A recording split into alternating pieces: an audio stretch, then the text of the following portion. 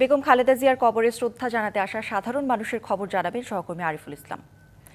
আরিফুল, এই যে শীত উপেক্ষা করে সাধারণ মানুষ আসছেন দেশনেত্রীকে শ্রদ্ধা জানাতে, চতুর্থ দিনে তারা কে কোথা থেকে আসছেন, তাদের আবেগ অনুভূতির কথা একটু জানতে চাই।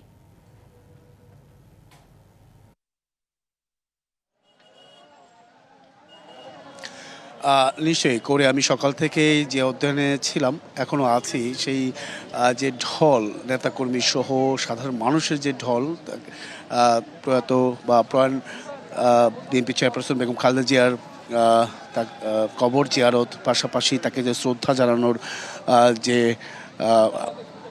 দেখা যাচ্ছে যে সাধারণ মানুষ সহ প্রত্যেকে কিন্তু বিভিন্ন জায়গা থেকে এসেছেন, শুধু রাজধানী নয়, দেশের বিভিন্ন প্রান্ত থেকে তারা ছুটে এসেছেন প্রিয় নেত্রীর কবর জিয়ারত করতে এবং কি দোয়া করতে, যাতে করে আল্লাহ তাআলা তাকে বেহেশতে নসিব করেন এবং কি বেহেশত দান করেন। এখানে কয়েকজন আছেন, একটু কথা বলতে চাই। আপনারা কোত্থেকে এসেছেন একটু যদি বলুন। আমরা ধানমন্ডি থানা শ্রমিক দল। তো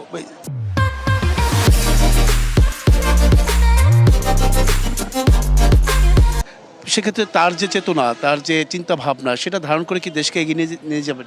হ্যাঁ, ইনশাল্লাহ তাকে এগিয়ে নিয়ে যাবে। আমাদের ভারপ্রাপ্ত চেয়ারম্যান তারেক রহমান তার জায়গায় এখন আছে। আমাদের গণতন্ত্র মা চিরদিন আমাদের হৃদয়ে থাকবে। বেগম খালেদা জিয়া আমাদের হৃদয়ের মধ্যে সারা জীবন থাকবে এবং আমরা তার চেতনা, বিশ্বাস, তাকে আমরা ভালোবাসি মায়ের মতো।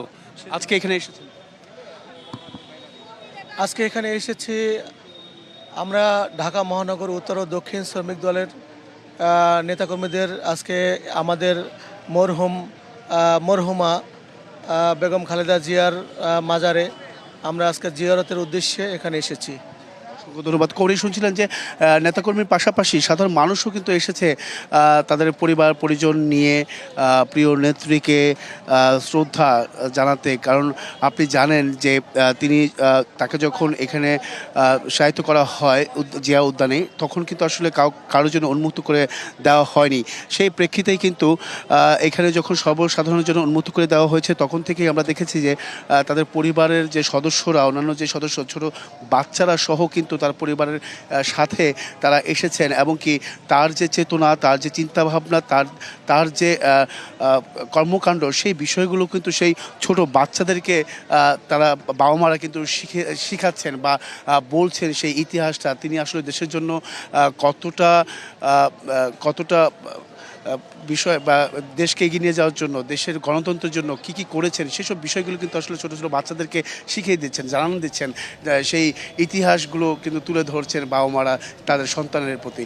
তো সব কিছু মিলেই বলা যায় যে আসলে এই দেশকে এগিয়ে নিতে হলে ঐক্যের প্রয়োজন। সেই বিষয়গুলো কিন্তু আলোচনা হচ্ছে নেতাকর্মীদের মাঝে, সেই বিষয়গুলো কিন্তু তুলে ধরছেন তারা। তো এই ছিল এখান থেকে সব শেষ করে। আরিফ, ধন্যবাদ আপনাকে।